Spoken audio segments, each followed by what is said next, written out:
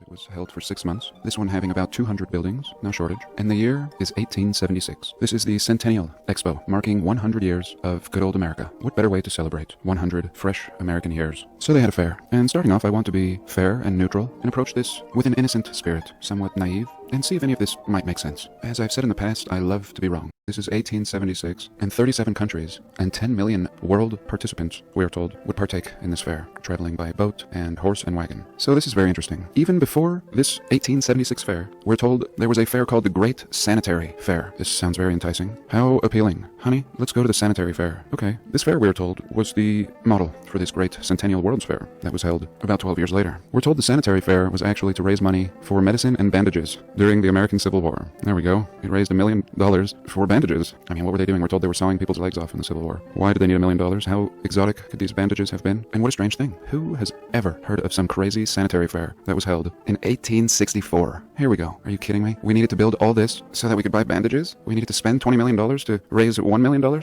Unbelievable. Will you just look at this city in 1864? 1864. What have the people been doing in America for the last 100 years? From my perspective, nothing needed to be done. How many of these towers and spires are still standing? And what of this? Once again, you need to tell me you need to have a fair to raise money for bandages, and you have a building like this? Again, this building alone is a $20 million building, requiring at least 20 years to construct. But no, we needed to build all this to raise $1 million so that we could saw people's legs off and bandage them. Look at this. Look at these people. What war? Who is fighting a war? Look at this place. We're told the President of the United States in this time period was born in a log cabin the size of an outhouse. And yet this is our city, looking like any ancient city in Europe? And this isn't even the fair. We're off topic. This is the precursor to the World's Fair that we're about to look at, 10 years later, in which they would build 200 buildings. First of all, this is fine. This is fine for a World's Fair, this sanitary fair. But I digress. The idea for this first World's Fair, complete with chandeliers and a very Moorish architectural feel, plumbed fountains. Again, the president is born a couple states away in a small shanty-like log cabin. Not far away to the south, they were sawing people's limbs off and fighting each other with cannonballs and muskets.